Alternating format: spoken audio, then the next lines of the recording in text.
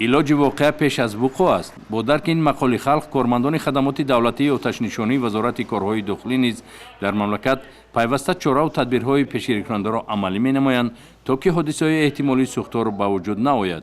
این نوبت چاره‌بینی آموزشی و تکمیل‌دهی مهارت کارمندان خدمات و دسته‌های اختیاری آتش نشانی در حدود مرکزهای سودای خدمت‌رسانی نویه فردوسی شهر دوشنبه گذرانیده شد. چاره‌بینی‌های آموزشی و دستوردهی نخست از جانب سرایست خدمات دولتی آتش نشانی وزارت کارهای داخلی و جزو تام‌های آن در حدود جمعیت دارای مسئولیتش محدود بازار کاروان گذرانیده شد. جای تاکید است که بازار در روند نوسازی قرار داشته، قسمت بیشتری آن بعد تجدید و استفاده سپاریده شده است. در برابر واسطه‌های دیگر یاری‌رسان انشاءات مورد نظر همزمان مسئولین صاحبکاران بازار واسطه‌های پیشگیری حادثه‌های سوختار را نیز موافق به طلبات زمان معاصر مهیا نمودند. علاوه بر این آتش شرطی در مساحت خرد از جانب اعضای دسته اختیاری آتش نشانان جمعیت دارای مسئولیتش محدود بازار کاروان سری وقت خاموش گردید. گفته می شود که تشکیل چنین چاره‌بینی‌های آموزشی و دستوردهی برای تقویت مهارت کارمندان مسئول زمینه می‌گذارد. همین است که در اساس نقشه چاره‌بینی‌های سرایست خدمات دولتی آتش نشانی وزارت کارهای داخلی منتظم در انشاءات تعیینات گوناگون چاره‌بینی‌های به این مانند تشکیل می‌گردد. در جنبست این مشق‌های تاکتیکی و چاره‌بینی‌های آموزشی با اشتراک نمایندگان سرایست خدمات دولتی آتش نشانی و شخصان دیگر مسئول، سطح آمادگی دسته اختیاری در حالت سر زدن سوختار و مهارت آنها مورد بررسی قرار داده شده و آنها در این سمت بهر باز هم بهتر برای ماندن فعالیت توصیه‌های سودمند اختصاصی داده شد.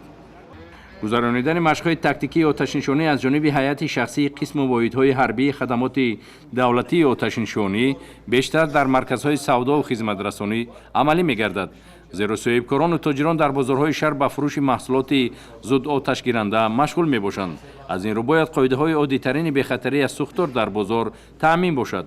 در برابر گذراندن سنجش‌های نقشه‌ای، اینچنین در حدود بازارها از جانب شخصان مسئول خدمات دولتی آتش نشانی وزارت کارهای داخلی مشق‌های تاکتیکی با جلب محافظان و صاحبکاران بازارها گذرانیده شده ایستاده است. چنین چاره‌بینی نوبت در حدود جمعیت دارای مسئولیتش محدود کاروان پلوس تشکیل گردید.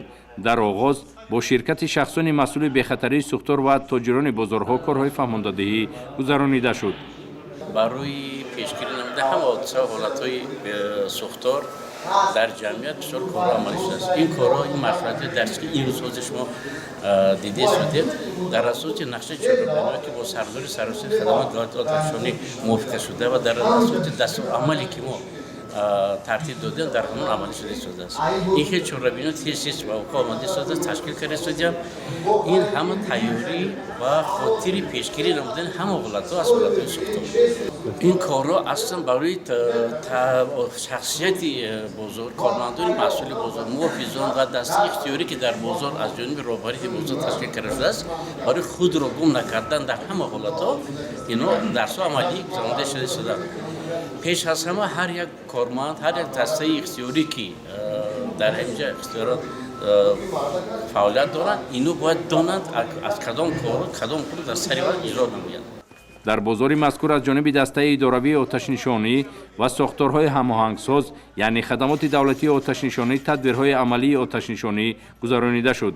در این روند از جانب شرکتداران این تدبیر آموزشی آتش شرطی با استفاده واسطه‌های اولین درجه آتش نشانی خاموش کرده شد. این عمل برای پورا آموختن استفاده این نمود دستگاه مساعدت می‌نماید.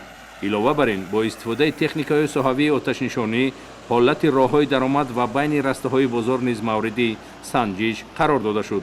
خوشبختانه معلوم گردید که در اکثر موارد بازار به این طلبات جوابگو میباشد، زیرا نقلات کلان حجم آتش نشانی به مشکلی در داخل بازار حرکت می‌نماید.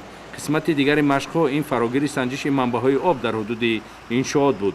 با استفاده تکنیک‌های صحوی آتش نشانی حالت کارشایمی خبرهای آب که برای فعالیت کارمندان خدمات مذکور در حالت احتمالیت سوختار نگرانیده شده است سنجیده شد. چنین تدبیر اگر از یک جانب برای بلند برداشتن مهارت کسبی کارمندان مساعدت نماید، از طرف دیگر مسئولیت راهبران مرکز و نقطه‌های سودا را در این سمت بیشتر می‌نماید، زیرا در جریان مشق‌های تاکتیکی صاحبکاران و مسئولین نیز در خاموش نمودن سوختار شرطی فعالانه اشتراک نموده، به راه ماندن چنین عمل‌ها را در جریان سوختار احتمالی می‌آموزند. дар ҷараёни ин чорабинии омӯзишӣ ҳайати шахсии қисмҳои мустақили ҳарбикунонидашудаи хадамоти давлатии оташнишонӣ оид ба муҳофизати бозори корвон фаъолона ширкат намуданд.